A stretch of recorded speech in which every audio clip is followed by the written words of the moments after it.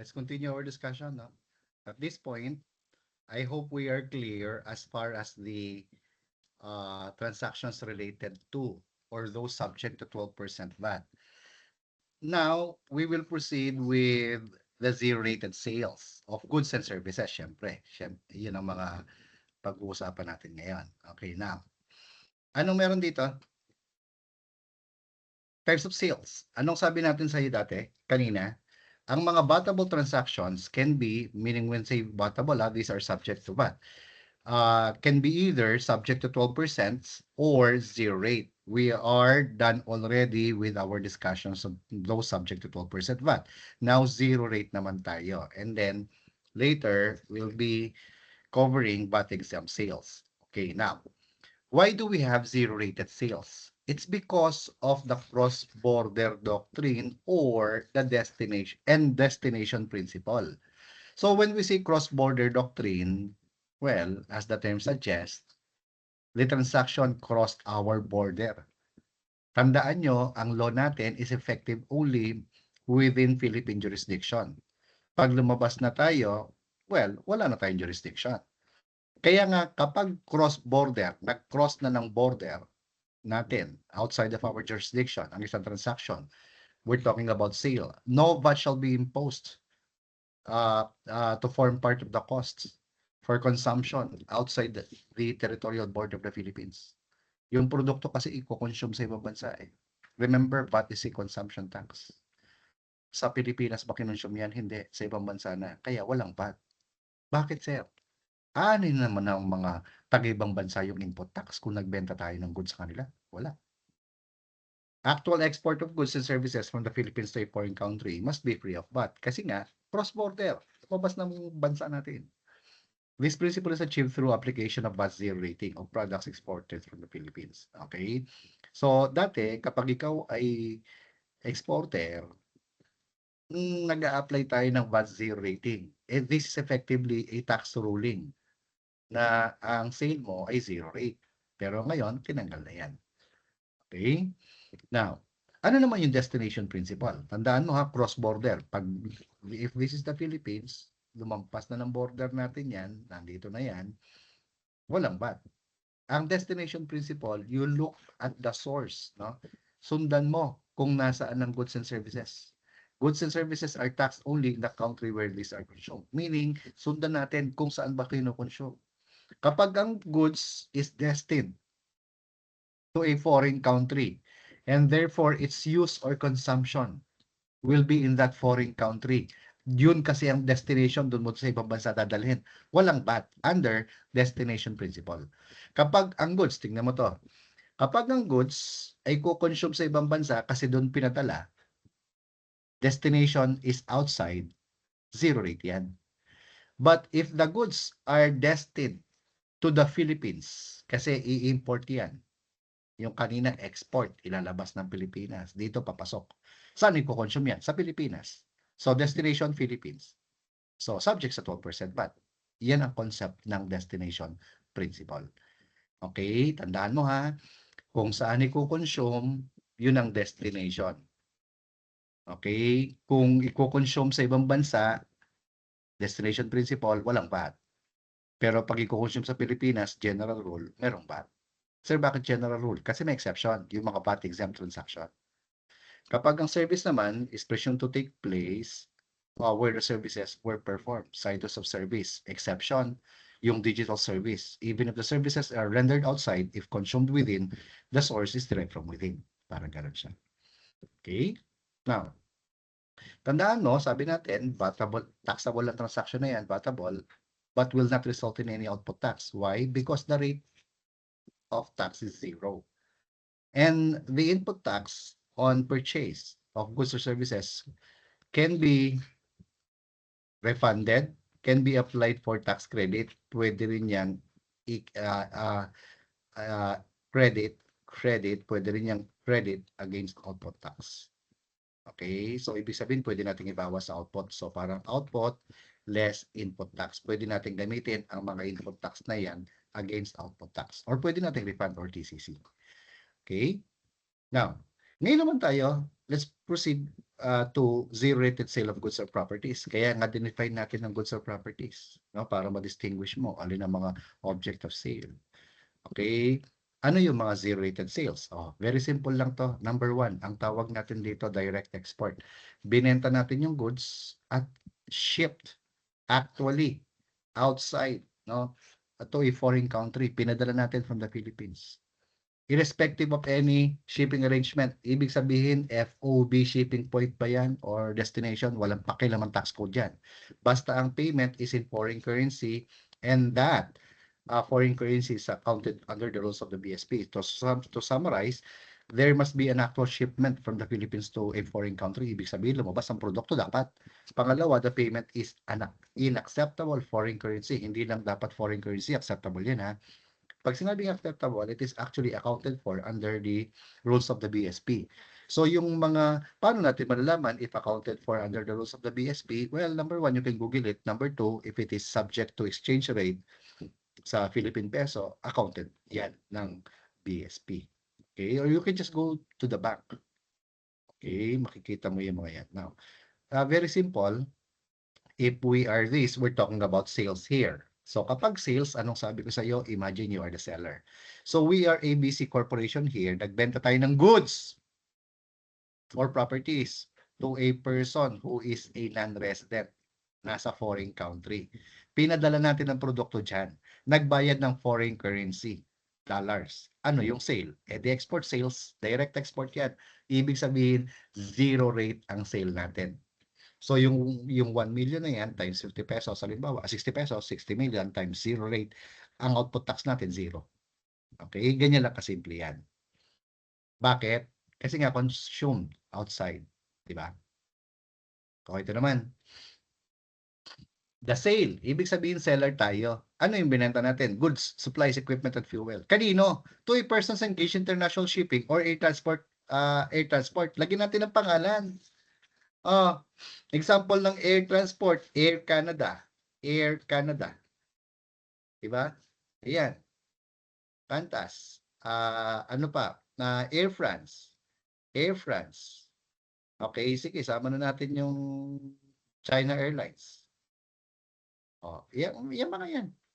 Kapag nagbenta ka sa kanila ng goods, bumili sila ng kumot, bumili sila ng mga pagkain, ng mga utensils. Bumili sila sa atin, nagbenta tayo ng mga computers, parts, etc. Dito sila nagpagasolina. Anong sale natin sa kanila? Zero rate. Basta tandaan mo ha, kailangan para maging zero rate, ang seller is VAT registered. Kailangan VAT registered na seller ha. Sir, paano pag non-VAT ang seller? VAT exempt. Ganun lang ka-simple yan. Okay, saan ba gagamitin yung binenta natin na goods, supplies, equipment, and fuel? Yeah, basta yun yung gagamitin for international operations, zero rate yan. Sir, paano kung ginamit domestic? Yung part na yon 12%. Diba? Ganun lang kasimple. Ito naman, sino yung pinagbentahan natin? Itong tao na to, yung buyer are persons or entities where under the special law or international agreement to which the Philippines is signatory, sinabi ng agreement, sinabi ng special law, kapag nagbenta tayo sa mga tao na to, zero rate daw. Zero rate yan. Kita mo, walang produktong lumabas sa Pilipinas dito. Dito kasi, pwede lumabas ang produkto kasi international air transport yan eh. International shipping yan eh. Pwede lumabas ang produkto. Dito, walang lumabas na produkto sa Pilipinas. Pero sinabi ng batas, special law or international agreement, kapag ang sale ay zero rate yan. Pag sinabing VAT exempt, edi VAT exempt. Pero dito sinabi zero rate. Alin yan? Example, ang buyer natin ADB, ang buyer natin ERI, ang buyer natin renewable energy, gagamitin nila yan sa development, construction, installation of power plant, yung mga goods and supplies natin or properties. Anong sale natin sa kanila? Zero rate. Sir, bakit zero rate? Kasi nga sinabi ng special law or international agreement, zero rate. Edi, zero rate. Ito naman. Sino yung nagbentahan natin? Tayo nagbenta, sale of goods. And we are VAT registered. The buyer is a registered export enterprise, regardless of location, whether within or outside the ecozone. Yan na yan, ito na lang ang nilalaman ng create more. Okay? So, anong sabi sa regulations? Kapag daw tayo ay nagbenta, kasi sale of goods lang 'to, eh. Pero sa regulations, sinabi, kapag tayo nagbenta ng raw materials, inventory, supplies, equipment, packaging materials, and goods sa mga RBE na mga R/REE dapat yan, no? Qualified for BAT zero rating on their local purchase directly attributable to registered project or activity. Zero rate yan. Anong ibig sabihin? Explain natin. Halimbawa, ito yung economic zone, eco zone. Ang mga eco zones, mga PEZA, gated community yan. So, nandito ang Registered Export Enterprise or RBE na lang, no? Pero REE lang talaga ang intention diyan. Ngayon, itong Registered Export Enterprise, tatlo to, sabi ko sa iyo, manufacturing o kaya BPO o kaya IT. Sila ay registered export, nag-e-export tong mga to.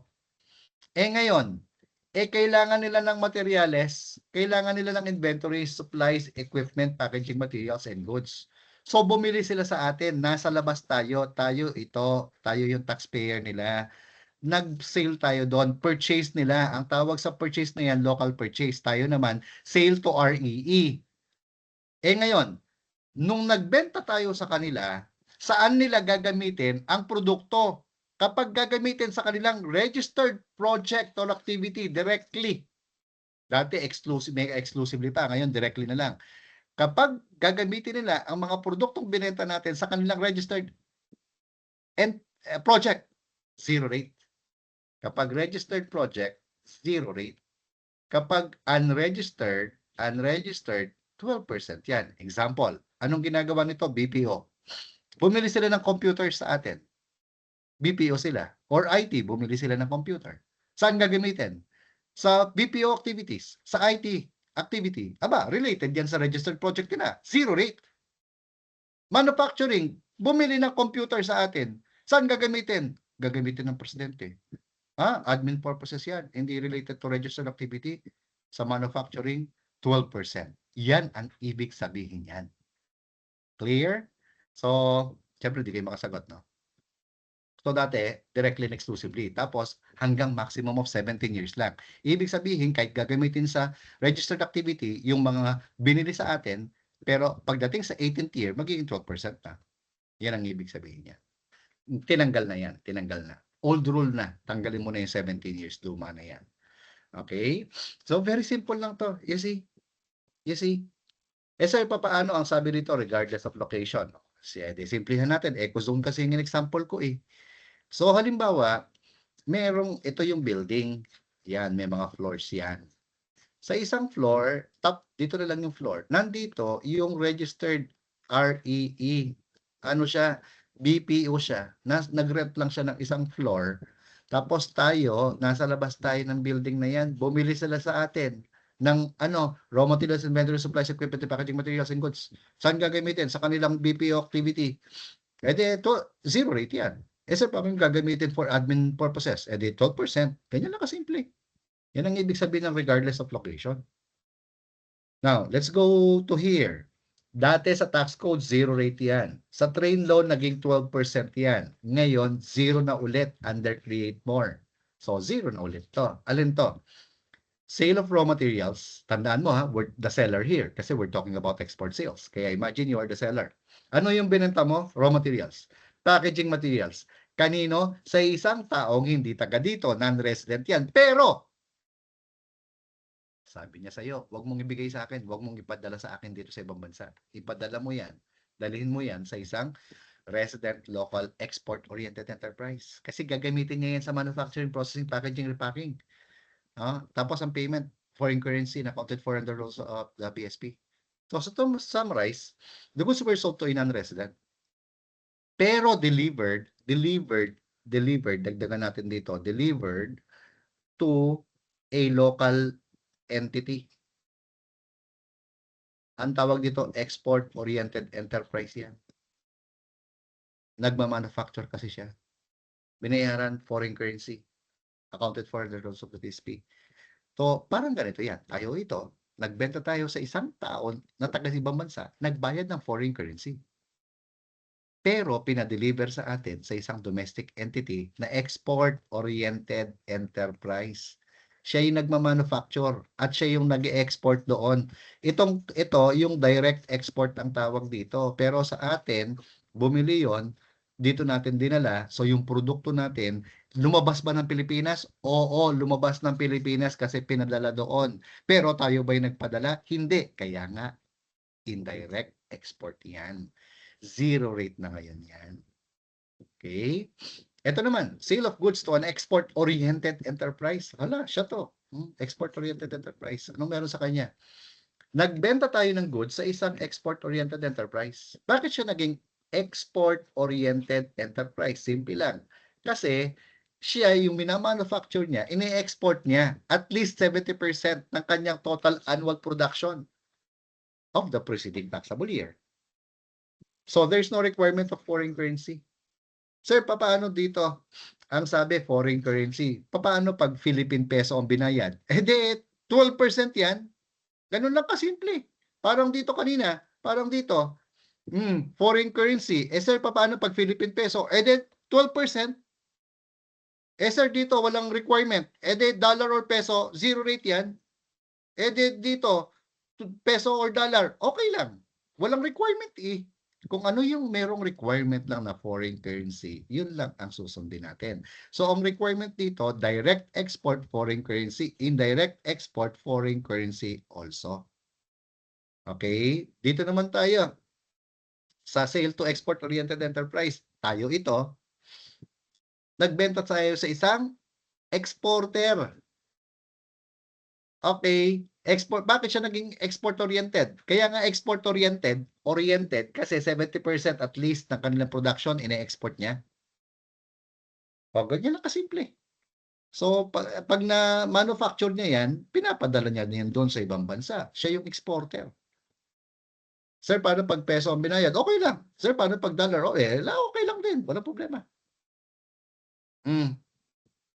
Pero requirement, pag direct export, indirect export, zero rate tayo.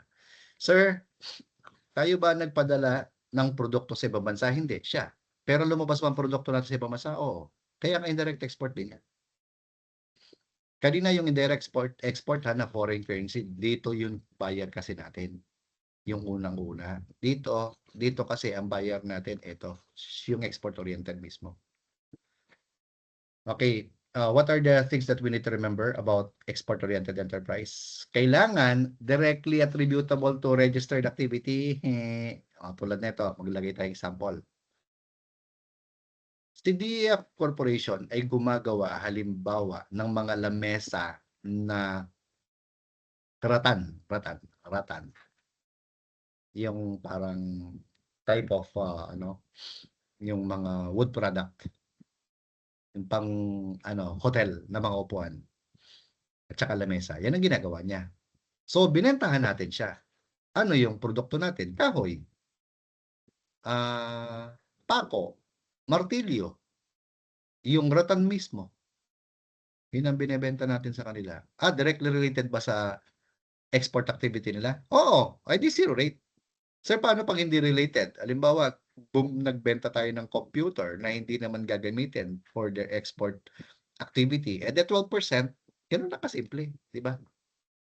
Directly attributable dapat sa export activity.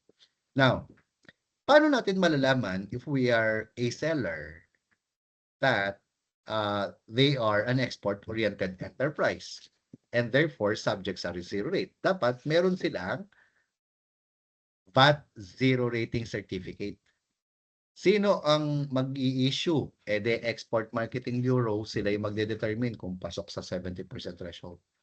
Pag hindi, they will be disqualified from availing VAT zero rating on their purchase. Okay? Pag local purchase, yung buyer ang bumili. Okay?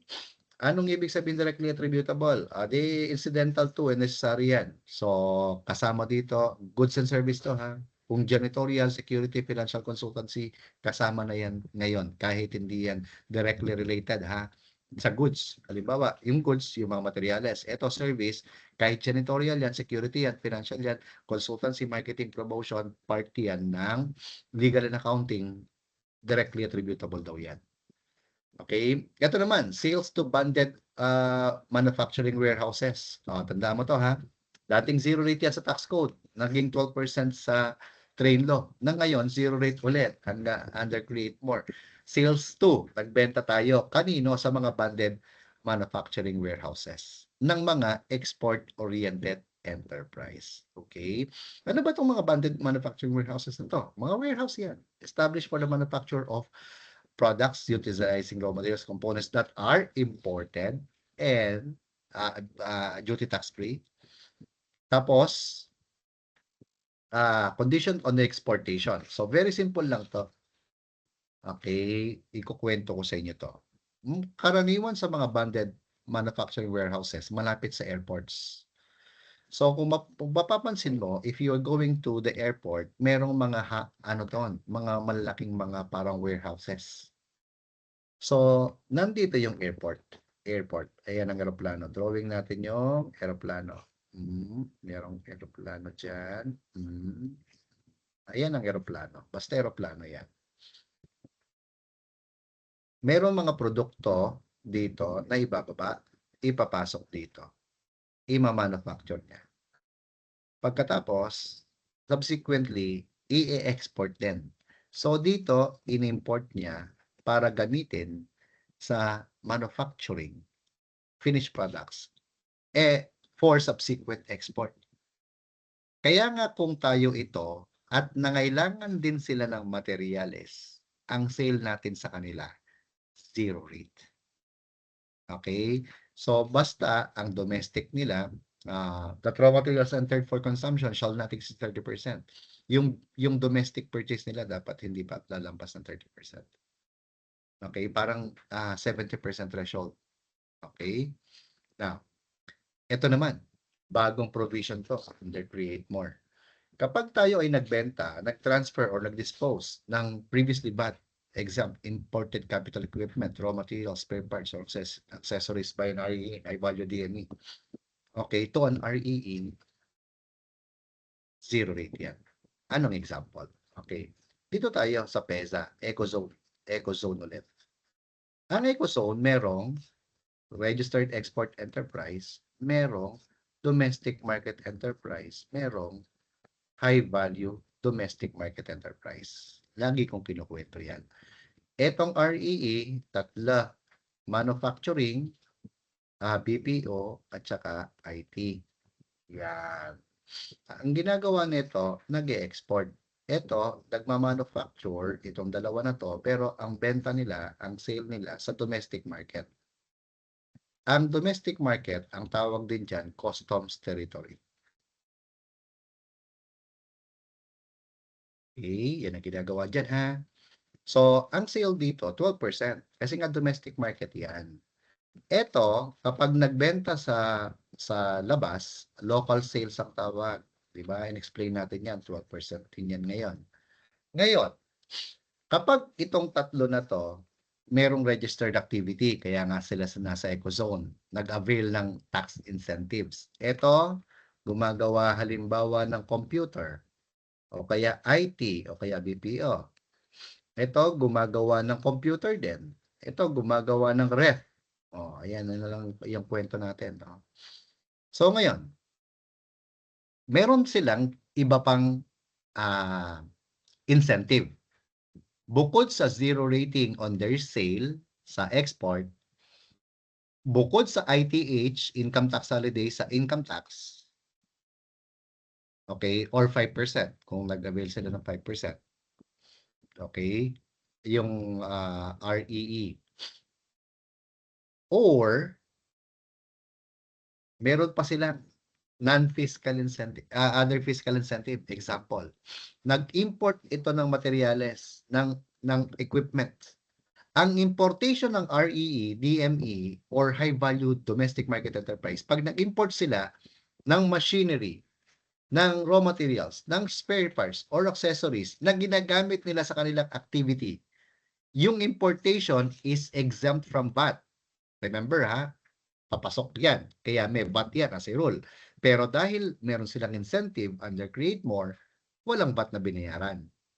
Ngayon, Itong DME na 'to nag-import ng equipment, halimbawa computers na gagamitin sa kanilang production. Ibinenta nila 'yan sa REE.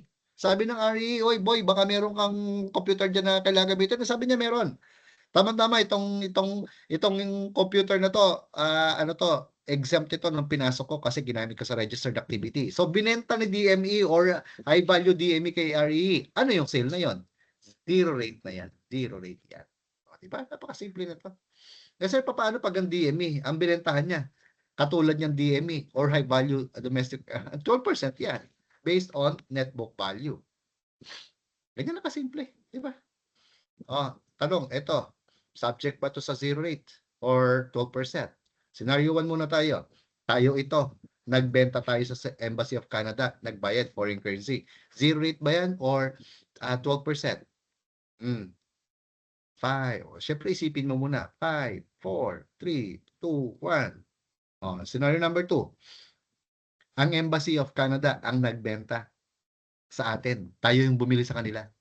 Example, meron silang mga sasakyan, meron silang mga gamit sa loob ng embassy that they are trying to dispose kasi bibili sila ng bago. Kaya binenta nila yan. By lot. Pag sinabing by lot, parang bultuhan. Okay? Kasi nagpapabid ang mga yan. So ngayon, ano yan? 12 or 0? Okay, tingnan natin ang goods saan papunta. Yung goods papunta doon, palabas ng Pilipinas. Ano yan? Zero rate yan. Yung goods nasa Embassy ng Canada, technically wala sa Pilipinas yan, papunta sa atin, sa Pilipinas. 12% yan. Di ba? Importation to. Importation, tapos export naman to. Technical exportation. Easy. Okay, you just have to imagine. Tingnan mo yung goods. Follow the goods. And the consumption. Okay, ito naman, additional zero rate sale and exemptions under Create Law. Okay, pag nag-import ang REE at saka DME, high value DME, nagagamitin yung mga in-import nila sa kanilang registered activity even after the expiration of their VAT zero rating, okay, ang importation nila is exempt pa rin sa VAT. Okay? Basta related sa activity nila ha. So yung IT mag-i-import ng mga computers, laptops. Saan gagamitin? Sa BPO or IT activity. Zero. Exempt yung importation. Okay? Tinanggal na yung 17 years under Create More. That's sale of goods. Dito naman tayo, service. Easy lang din to. Ikaw ay nagre-render ng service. Pero ang service mo, hindi manufacturing, hindi repacking, hindi processing. Anong klaseng service yan? Di basta hindi manufacturing, repacking, o processing. Example, virtual assistant ka. Or accounting firm ka. Or law firm ka. Or engineering ka. Or architectural firm ka. Anong ginagawa mo? Nagpo-provide ka ng service. To whom? To a person engaged in business outside the Philippines, taga ibang bansa. Or to a non-resident not engaged in trade or business who is outside the Philippines. Sa isang tao na wala namang negosyo sa Pilipinas. Okay, example, Pilipino ka, marunong kang mag-Tagalog, marunong ka rin mag-English, nagpa-tutor sa iyo yung isang taga-Korea, yung taga-Japan. They are not engaged in business in the Philippines. So, nasa ibang bansa sila. So, you rendered a service to these people and they are outside the Philippines when the services are performed. Tapos, the payment is in foreign currency in accordance with the rules of the BSP.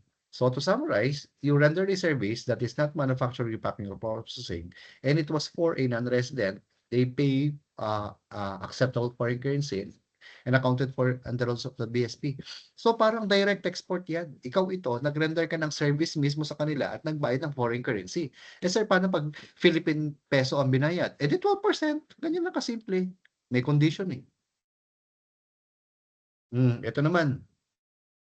Kanina sa sale of goods, bumili si Air Canada, si China Airlines, si Japan Airlines, bumili sila sa iyo ng goods. ang sale mo sa kanila because the goods, services, supplies, fuel are going to be used for international operations, zero rate. Dito naman, service ang binenta mo. Okay, including lease of property for use thereof. Halimbawa, eto, meron kang hangar. Yan ang hangar mo. Merong eroplano. Eroplano yan. Magpa-park dyan. Ikaw yung may-ari nito. VAT registered ka. Ang lease is zero rate. Eto, naplatan to ng gulong. Sino yung kinuhang magbo-vulcanize niyan? Ikaw, VAT registered ka, nagbenta ka ng service mo. Nasira yung LEC. Ito yung basta nandyan yung LEC, nasira, ikaw ang gumawa niyan. Yung machinery, yung engine niya nasira, ikaw ang gumawa, nag-render ka ng service. Kanino? Sa mga tao na yan. Zero rate ang sale mo. Sir, paano pag Philippine peso? Okay lang. Bakit? There's no requirement. Okay? Basta again, hindi dapat for domestic operations, international operations yan. Dito naman tayo. Paano sir kapag ang nasiraan, common carrier, Philippine Airlines? Di 12%. Ikaw yung seller eh. Diba? By the way, yan ang in-insert yung naka-underline, create more. Dito naman tayo. Very simple lang din to. Kanina, sinabi ng special law at saka international agreement, pag nagbenta ka sa Asian Development Bank, pag nagbenta ka sa Integrated Rice Research Institute, sa mga renewable energy developer, sa kanila ka nagbenta, zero rate daw. Diba? Pag nagbenta ka ng goods. Ngayon, zero rate din kung service ang nirender mo sa kanila. Example, kinuha ka consultant ng ADB, ng ERI, ng renewable energy. Engineer ka dito kasi dapat related eh. Edi ngayon, zero rate ang sale of service mo sa kanila. Basta VAT registered ka. Again zero rating. Applicable lang to sa VAT registered seller. Dito naman tayo. Kinuwento ko na sa iyo kanina ito. Merong ecozone tayo. Ecozone. Okay? Merong REE dito. Tatlo yung REE, nagmamanufacture. Ewan ko lang pag hindi mo pa naintindihan to. BPO, IT. Kanina, tayo ito. Nasa labas tayo. Nagbenta tayo ng VAT registered tayo VAT. Nagbenta tayo ng goods, sale of goods. Ngayon, ano yung transaction natin? Depende muna kung saan gagamitin neto, yung goods na yan. Kapag related sa activity, zero rate. Kapag hindi related, 12%. Di ba? Ngayon, paano naman pag sale of service? Pag sale of service, same. Basta ang service is related to their registered project or activity, zero rate. Okay, sir, anong ibig sabihin regardless of location? Ecozone yung example ko. Paano kung yung BPO, ayan, nasa building. Ito yung kanilang opisina. Ikaw yung lessor, sale of service yan, nagpaupa ka sa kanila. Ano yung sale of service mo? Zero rate, basta related sa kanilang registered activity. Kasi paano yung mga computers na sira nila, ikaw yung technician, VAT registered ka, nag-render ka ng service sa kanila. Zero rate, basta related sa activity. Kasi paano yung ginawa ay aircon, pero sa admin office, 12% of service mo na yun. Ito naman, very simple lang to. Transport of passengers and cargo by domestic air and sea vessels. Lagyan natin ng pangalan, Philippine Airlines. Okay, sea vessel, to go. Assuming lang ha. Sila yung sinakyan papunta sa Singapore. Transport of passengers, yung fare na binayad natin sa kanila, hindi sila pwedeng mag-impose ng 12% VAT. Bakit? Zero rate yun eh. Pero kapag papunta, sila yung sinakyan natin, papunta tayo ng Palawan. Diyan tayo pupunta. Ano yung sale? 12%. 12. Dito, zero rate yan. Sa ibang papunta sa ibang bansa. Pag domestic, 12%. Sorry kung bakit nasulat. O, 'di ba? Ganyan lang kasimple. Eh, papaano 'pag ang sinakyan hindi naman PAL, Singapore Airlines?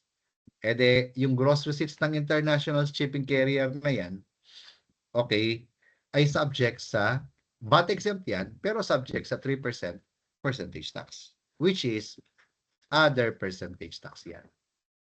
Okay? O, dito naman tayo. Kanina 'pag tayo ay nag-render, nagbenta ng goods sa mga renewable energy, service, 'di ba? Or goods or services, zero rate ang sale. Pero dito, ang seller naman ang nagge-generate ng renewable source of energy. Okay? So, ibig sabihin, tayo ang nagmamay-ari ng mga biomass, solar, wind, hydropower, lahat ng 'to tayo nagmamay-ari. Tapos binenta natin yung power or fuel natin na generated from yung renewable energy source. Eh, di anong tawag diyan? Ano yung sale natin diyan? Zero. So, kumbaga, tayo ito.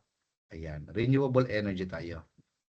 Renewable energy developer tayo. Energy developer. Ayokong lagyan ng pangalan eh. Baka tayo ma-censored. Okay. Renewable energy developer tayo na Nepo Baby. Yan ang negosyo natin. So, nakapag-generate tayo ng renewable energy. So, ngayon, binentahan natin yung consumer, yung mga bahay-bahay. Ang sale natin sa kanila, zero rate. Zero rate yan.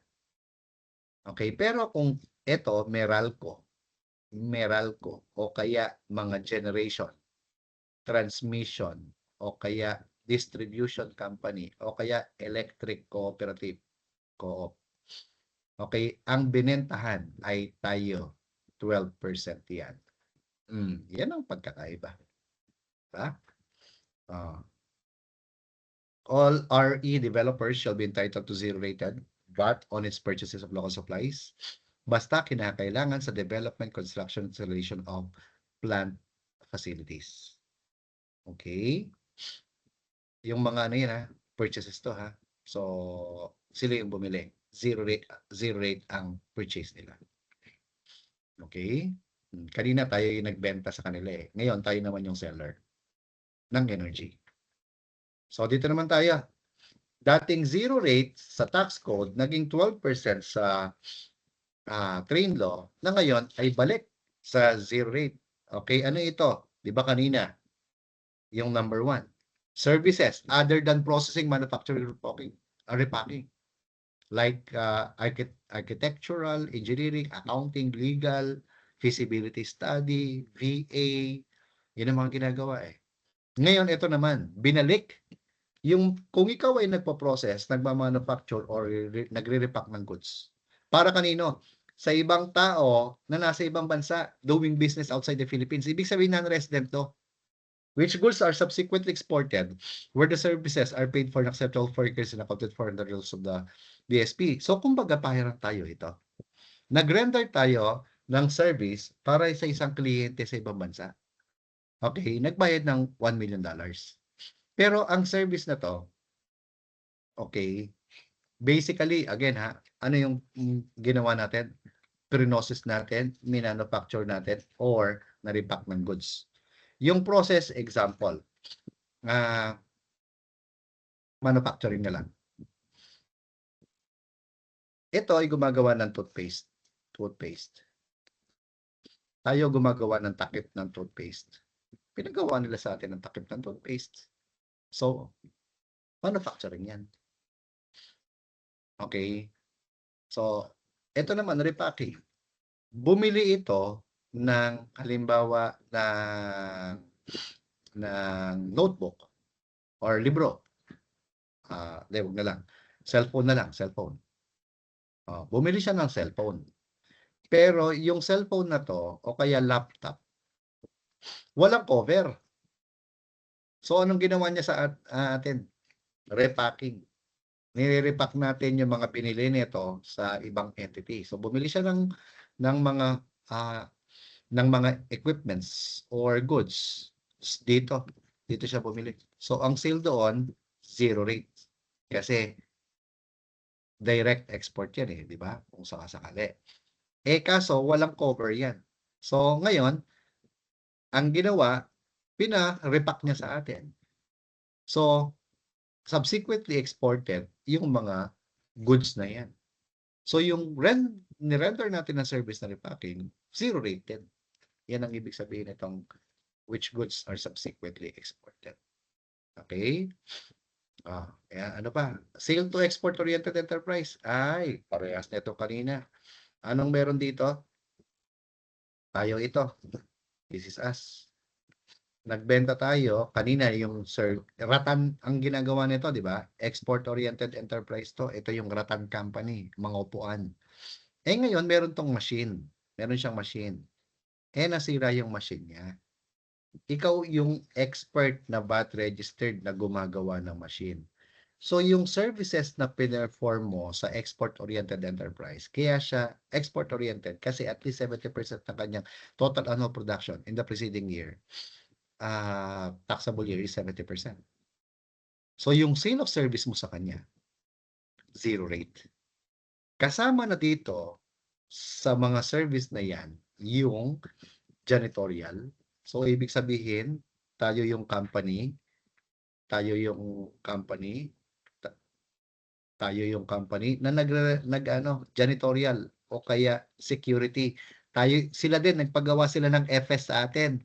Tayo yung accounting. Ano yung sale of service natin sa kanila? Zero. Bakit? Eh sinabi ng regulation E. Okay, kung goods yan, directly attributable.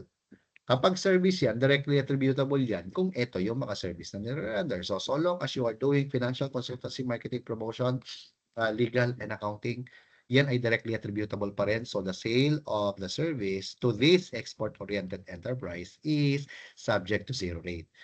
Para mo malaman kung sila ay subject sa zero rate, dapat meron silang VAT zero rating certificate. Sino nag-issue niyan? Export Marketing Bureau.